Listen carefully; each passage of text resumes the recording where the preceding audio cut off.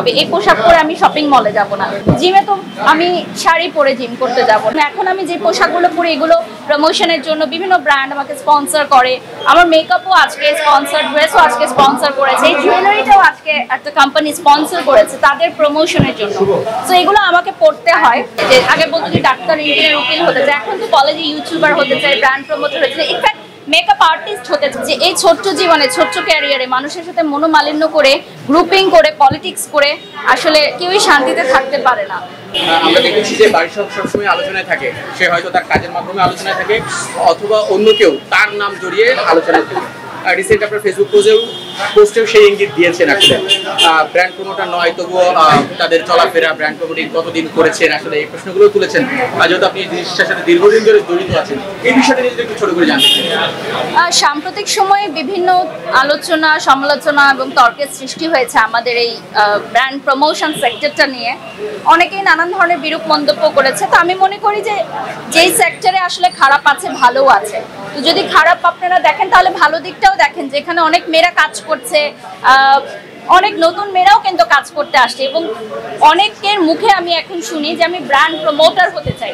এটা কিন্তু অনেক বড় একটা আস্থার জায়গা আমার জন্য, যে আমি সেই জায়গাটা তৈরি করতে পেরেছি যে নেক্সট জেনারেশনের মেয়েরা যাতে বলে, যে আগে বলতো যে ডাক্তার, ইঞ্জিনিয়ার, উকিল হতে চায়, এখন তো কলেজে ইউটিউবার হতে চায়, ব্র্যান্ড প্রমোটার হতে চায়, ইনফ্যাক্ট মেকআপ আর্টিস্ট হতে চায়। এখন প্রচুর মেয়ে যারা ঘরে বসেছিল তারা মেকআপ শিখে মেকআপ আর্টিস্ট হচ্ছে, দেশের বাইরে আমাদের মেকআপকে শিখাচ্ছে, ট্রেন করছে।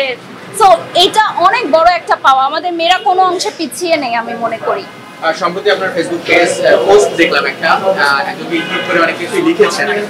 অনেকেই যারা এই অঙ্গনের সাথে জড়িত বা খোঁজ খবর রাখে তারা অনেক হয়তো বুঝতেও পেরেছে বিষয়টা। প্রোগ্রামে আপনারই প্রোগ্রাম ছিল, আপনি পোস্ট করেছেন, সেই প্রোগ্রামটা নিয়েও কথা হয়েছে। কেন আসলে এই ধরনের ক্রিয়েটগুলো আসলে আমরা যখন কাজ করি, কাজের মধ্যে অনেক সময় মনোমালিন্য হয়, সেটা অনেক সময় শেষও হয়ে যায়।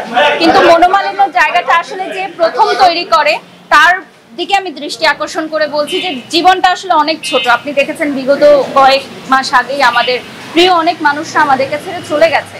তো সেখান থেকে আমি রিয়েলাইজ করেছি যে এই ছোট্ট জীবনে, ছোট্ট ক্যারিয়ারে মানুষের সাথে মনোমালিন্য করে, গ্রুপিং করে, পলিটিক্স করে আসলে কেউই শান্তিতে থাকতে পারে না। তো আমার কাছে মনে হয়েছে যে জীবন কয়টা দিনই বলেন, তা আমরা সবাই একটু ভালোভাবে একে অপরকে দেখলে একটু অ্যাপ্রিসিয়েট করি। কারণ আমি খারাপ না বলি, বাট আমার নামে যখন কেউ বলতে আসে তখন আমার কাছে খুব খারাপ লাগে, সেজন্য আমি আসলে পাল্টা উত্তর দিই। বাড়িসকের যেমন শুভাকাঙ্ক্ষী আছে, তেমন অনেক হেটার্সও আছে, সমালোচনাও করে তারা, তাদের কমেন্ট বক্স দিয়ে আপনার হচ্ছে বিভিন্ন প্রোগ্রামের পোশাক নিয়েও তারা অনেক সময় কমেন্ট করে। আপনি হয়তো দেখবেনও হয়তো যে ডে বাই ডে বাড়িসকে আসলে কোন দিকে যাচ্ছে পোশাকের দিক থেকে।